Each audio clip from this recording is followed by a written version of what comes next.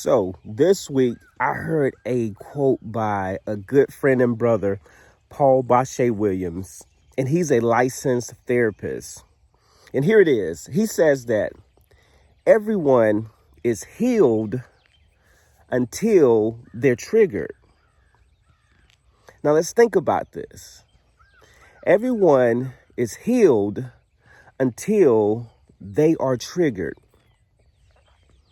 Wow. So this resonated with me because it made me think of the many times that my wife has done something or said something that simply triggered me. And let me be honest, at times I didn't understand why it triggered me or what was going on, but yet and still, it triggered me. Now, before you start getting down on my wife, she is an amazing person. I mean, she is truly awesome. And guess what? It could have been something very, very simple, something such as a smell, a mannerism, or just something that she said that took me back to a traumatic or bad experience. And guess what? She had no clue that it triggered me because communication was lacking on my part. But what I learned is when I began to get triggered, what I would do is I would react. And generally my reaction is I take it on the inside. I close myself off. Sometimes I would give her the cold shoulder. Sometimes I would be very short with her. And this was all without any communication of why I was doing that. But I was protecting myself from the hurt and from the pain of the trigger. And I do not suggest that we do that. But I knew that something was triggered. And the interesting thing is, I truly did the work. Man, I spent years doing the work. I knew I was healed, but yet I was still triggered. So what I learned in this situation is sometimes when we're healing from pain, we still have that situation that caused us that pain. Yet sometimes what we've done is we've shelved it. We've laid it in the corner. It's lying dormant. It didn't go away.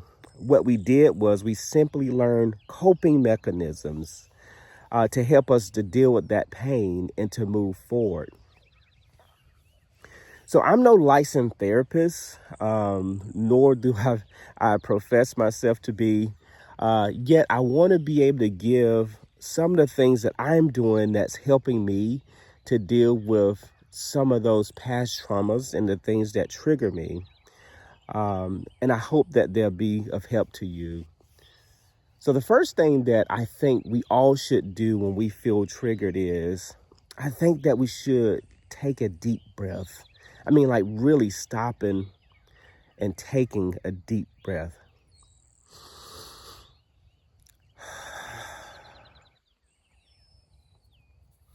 You know, I believe when we take a deep breath, the first thing we do is we get our minds, we get our body, we get our internal systems out of the fight or flight mode. Because when we're in that mode, we don't think clearly. We begin to react in ways that we'll regret later. And it just makes for a negative situation. The second thing that I think we should do when we are triggered is I think we should ask ourselves a set of questions. And of the questions, I would really suggest that we ask, what do we know to be true about the person or the situation? Is the person or the situation something that's ever done something negative, such as what we're going through? Or are we overthinking it? We have to ask ourselves this, because if we don't, our minds will go down this negative road, negative spiral, this just negative experience that will build this narrative, and we will find ourselves getting more upset about the situation that's at hand. And the third thing that I think we should do is we've got to stop living in the past. We have to be in the present. We have to stop living in fear. We have to stop waiting for the hammer to drop. Because guess what? If you're waiting for it to happen, if you're living in the past, guess what? It's going to happen that way. We are what we think.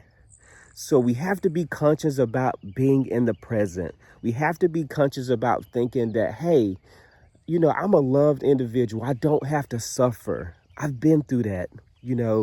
I can heal through this. I can get past this. This too shall pass.